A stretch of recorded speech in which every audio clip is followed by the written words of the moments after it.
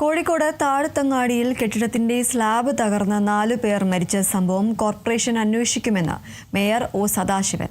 പൊളിച്ചു മാറ്റേണ്ട കെട്ടിടങ്ങൾ സംബന്ധിച്ച റിപ്പോർട്ട് തേടി. താഴത്തങ്ങാടിയിൽ 16 കെട്ടിടങ്ങൾ പുതുക്കി പണിയാൻ തീരുമാനിച്ചിരുന്നു. അതിൽപ്പെട്ട ഒന്നായിരുന്നു അപകടമുണ്ടായ കെട്ടിടം. മരിച്ചവരുടെ കുടുംബങ്ങൾക്ക് 1 ലക്ഷവും പരിക്കേറ്റയാൾക്ക് 50,000 രൂപയും മേയർ ഫണ്ടിൽ നിന്നും അടിയന്തര സഹായധനം നൽകുമെന്നും മേയർ പറഞ്ഞു. തീർച്ചയായും ഈ സംഭവത്തിൻ്റെ അകത്ത് എന്ന് പറഞ്ഞാൽ 4 പേരുടെ ജീവൻ എന്ന് പറയുന്നത് ഏറ്റവും വിലപ്പെട്ടതാണ്.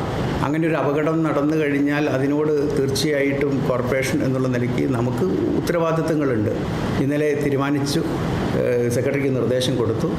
ഈ 10-16 കെട്ടിടങ്ങൾ മാത്രമല്ല, കോർപ്പറേഷൻ്റെതായ കെട്ടിടങ്ങൾ, ബലക്ഷയമുള്ള കെട്ടിടങ്ങൾ അടിയന്തരമായി പരിശോധിച്ച് ഇത്തരം ബുദ്ധിമുട്ടുകൾ അല്ലെങ്കിൽ ബലക്ഷയം ഉള്ളത് കണ്ടെത്തിക്കൊണ്ട് നടപടി സ്വീകരിക്കാൻ കഴിയണം.